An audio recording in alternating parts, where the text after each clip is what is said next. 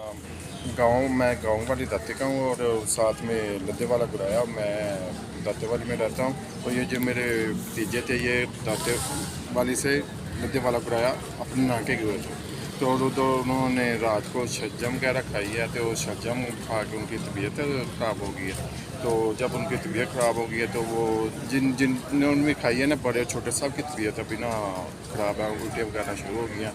तो इन से जो बच्ची फोट हुई है और ये पुप्पे के ये अपने नाके के बेटे थे और मामू के बेटे बच्चे भी और पुप्पी के बेटे भी सब। अच्छा, टोटल बच्चे कितने हो गए? टोटल बच्चे 8 हैं। 8 में से एक 8 एक्सपायर। में से एक एक्सपायर हो गया और 7 जो बच्चे। उनकी वालदा है वो भी बीमार है और जो मामू हैं तो उन्होंने वो भी उनकी भी टोटल 2 अडल्ट है भरे हैं और 7 बच्चे जी जिनको 7 सुना बच्चे दिया। हैं। चलिए, तो बहुत शुक्रिया।